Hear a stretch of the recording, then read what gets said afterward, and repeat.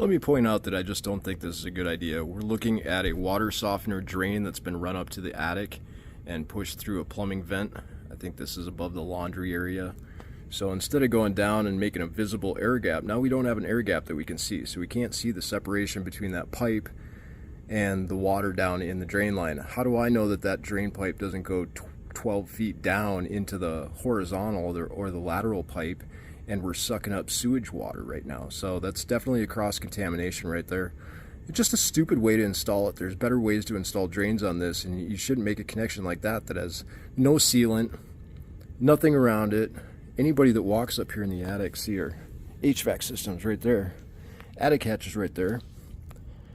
They put the drain line right across the catwalk up here, so anybody walking by that might trip this and kick it could pull this thing right out of that drain, and you wouldn't know about it until you started getting water leaks on your ceiling downstairs. And then who are you going to call? Probably the plumber, and they're going to be like, we don't know what's going on, you know? So it's just a stupid idea to put it in like this. There's way better ways to do this. Do an air gap in your laundry room. That way we can see where it's draining. Not only that, but a couple other things I'm pointing out up here. We could use a couple more straps on these ducts just to keep them a little straighter. These flex ducts are great. They can go in a lot of different places, but with a lack of flex tape or whatever you want to call it, hanging these straight, we're going to have a lot of interference in the airflow, so the air goes up and down, up and down, up and down, instead of just a straight path. So you're going to get more turbulence, I guess is the word I'm looking for. Then I was looking around over here on top of this HVAC unit. This is our air handler right to the right of us, but I saw that beam, that part of that truss that looked really crappy. So I started getting a little bit better look at it. You can see that whole thing is splitting out all the way down. So no, we didn't lose 100% of our strength on this truss, but we are starting to lose it, and you could eventually see some caving in on the roof surface. We've got 40,000 pounds of concrete tiles on your roof surface, so there's a little bit of weight up there, and these boards need to hold it up. When we got splits like that, that indicates that it's failing or it's going to fail in the future. So we need to get a structural engineer in here to approve a fix for this. They're probably just going to sister this board, but it's right in the middle of the attic, so definitely something we call out for our clients.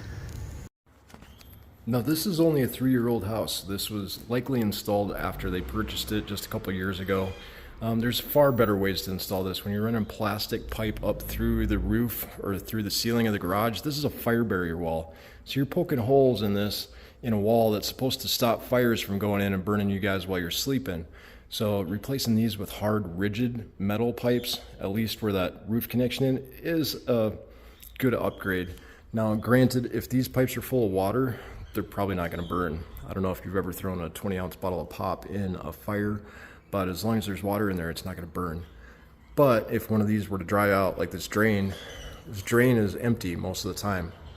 So this hose could melt, leaving a hole where fire shoots up into your attic and makes the fire spread. So that's why this ruins the fire barrier, and that drain really should go into the laundry room. Shouldn't be going up into the attic in a roof vent. That's ridiculous.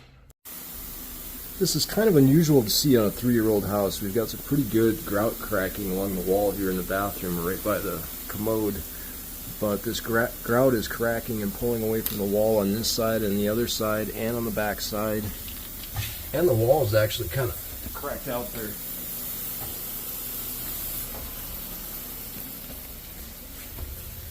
And the wall's kind of cracked out there. So I don't see any damage, but on the other side of this wall is the water softener. I can't find any source of moisture behind this water softener today. So unfortunately, those are one of those things that I don't have an answer to. I don't know why the grout's cracking so bad back in that corner. But you can see that's the water heater. The commode's probably on the other side of the water heater right here. And then some of that bathroom wall goes right there. But I think the main issue I was seeing was right in here in the hallway in the back side of the bathroom. I don't see anything on the back of this wall, so I'd be a little bit concerned. I'm going to shoot it up with the moisture meter and just make sure it's dry.